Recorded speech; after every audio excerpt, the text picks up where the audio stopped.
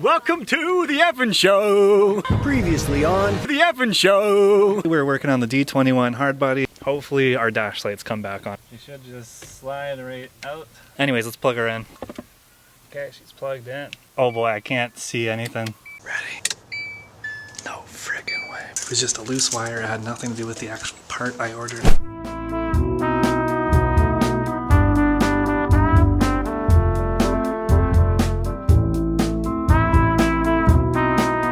So it's been a couple days now, maybe a couple weeks even. We're back in the hard body. We diagnosed most of the issues because almost all the issues were coming up for the hard body. I've been through all the forums. Thankfully, there are forums for this truck, which is great. I now know a lot more about the truck than I ever thought I needed to know about the truck, and learned a bit of electrical too. So as we know, I was having issues with my dash and brake lights. That could be a number of problems, but the main problem for the dash lights was the main power connection under the hood, right near the battery terminal on the positive lead. That needed to get redid all the wiring for that, took out all the corroded parts, and made that nice and fresh. But then what happened? Oh, I was still having issues with starting the car. I thought maybe it wasn't a strong connection. Nope, it was just for the dash lights and the rear brake lights at night, which sucked because I only could drive the car during the day and not at night. But I'm glad that was fixed, so that's fixed out of the way. Great. Then I thought it was the ignition switch, which is located right here. And this guy wasn't the problem. And what I thought was the problem was what was tapped into the ignition switch, which was the aftermarket alarm system. Ended up cutting that out.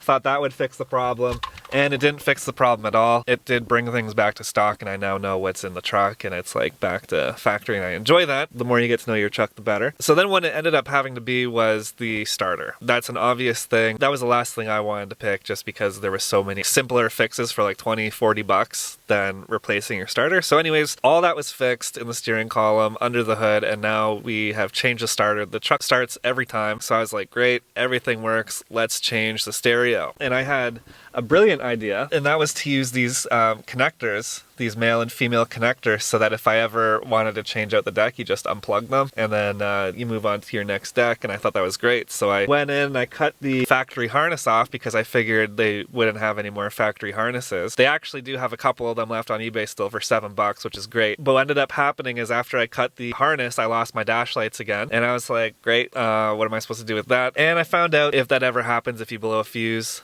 well, I just answered the question. You blew a fuse, and it's the bottom right, the furthest bottom right fuse that got changed out. The lights came back on. I was very thankful for that, because I was like, come on, I don't want my dash lights out again with my rear brakes out.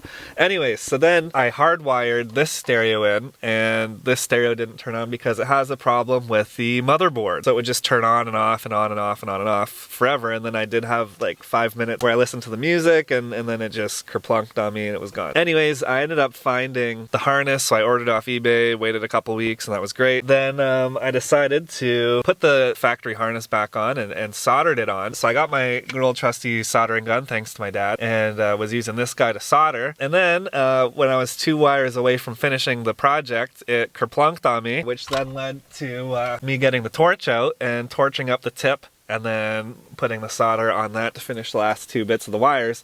And long story short, here's the stereo. This is the one that's in now, finally. I kept the little console thing underneath so I could put my phone and stuff there. I'm gonna put the trim back together. Anyways, if you guys are driving, this hazard switch needs to be plugged in for your signal lights to work and your dash lights to work. And I grounded the stereo to right over here behind the stereo. I could pull it out, but let's see it real quick.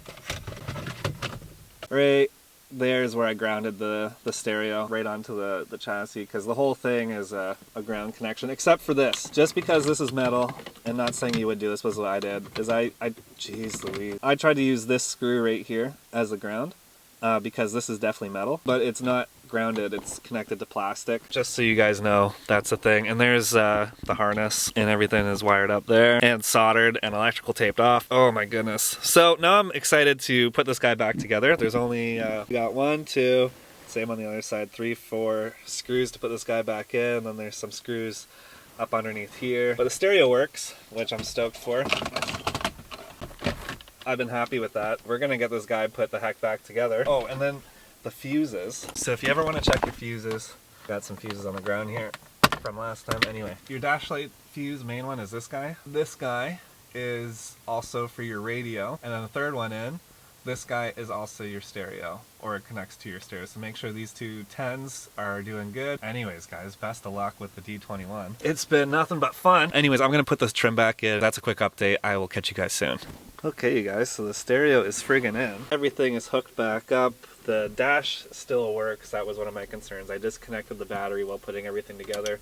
The hazards work, the dash lights come on, the switch works. Everything's all good to go, so this is what it looks like all completed. There's 2 screws up here if you guys didn't know, and then once those come out, you got like some clips back here. But everything is all back in. I'm sure you guys know how to take it out. It's super easy. I didn't know how to do it, but now I know how to do it. And she's good.